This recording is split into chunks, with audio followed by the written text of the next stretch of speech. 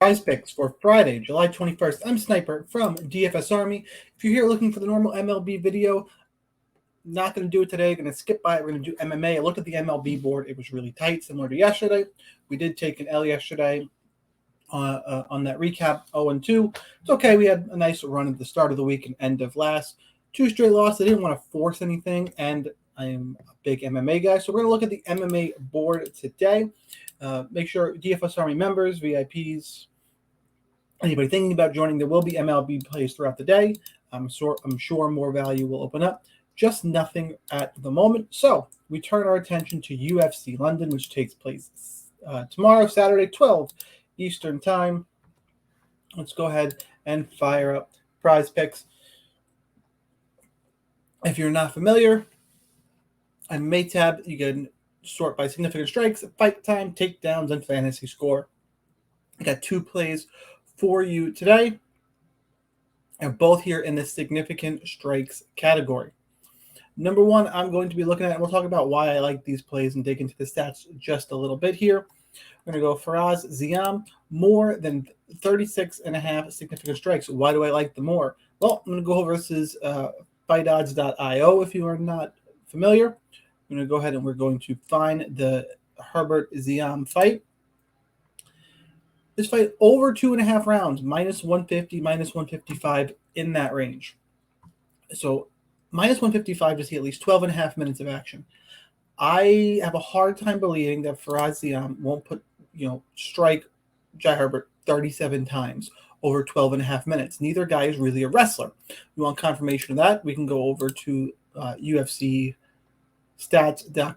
look at some recent history here. We'll pull up Faraz Ziam. Can zoom in a little bit on this, I believe. Quickly finished against Terrence McKinney.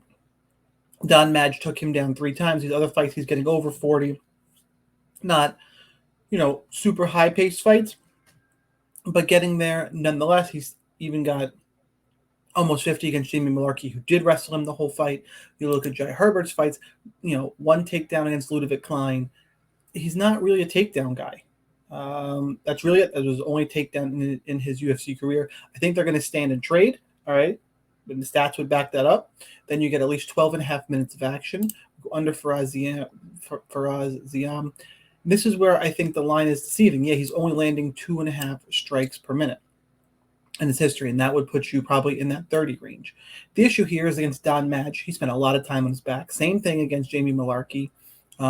Luigi Banderimi fight is a little bit concerning. But again, he got taken down in this fight, and he was controlled for almost 3 minutes. Because of the absence of takedowns and the lines, 36.5 just feels way, way too low.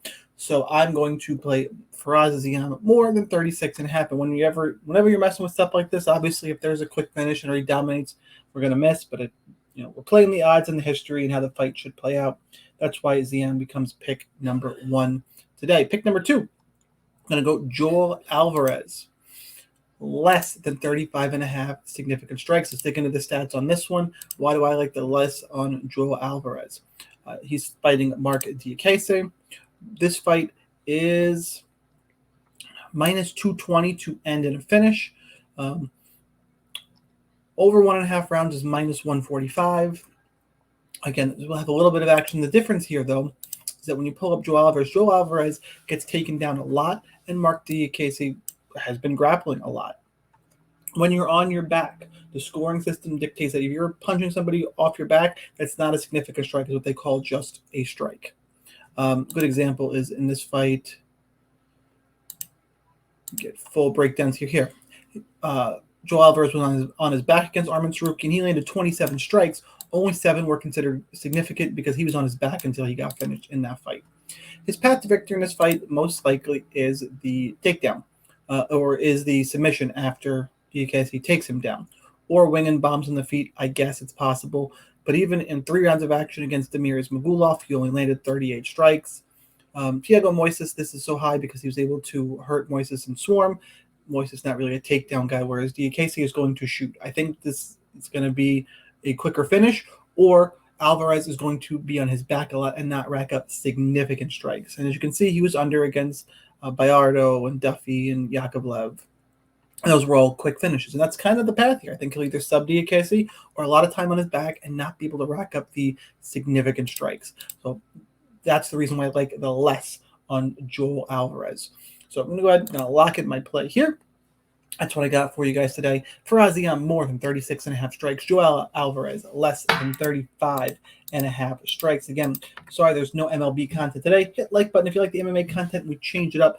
Again, members, don't panic. We'll have plenty of MLB throughout the day. There's just no value for a morning video, as Prize Picks, they only populate a couple categories in the morning. I like getting these out relatively early. So we took a little pivot, did some MMA today. If you jump to the end of the video looking for the picks, you got to scroll back a little bit. And if you did that trick, at least hit the like button for me. Hope you guys enjoy your weekend. I hope you enjoy the fights. If you're watching the fights, members, I'll see you in Discord in a little while. If you need to join, links in the description. Code SNIPER50 for 50% off. Just $17 a month, guys. Don't wait for NFL. Trust me. Wink, wink, nod, nod. Do not wait to sign up. So it's your daily reminder that whether or not you are a DFS Army member, you probably should be. But either way, good luck in those contests, and I will see you next time.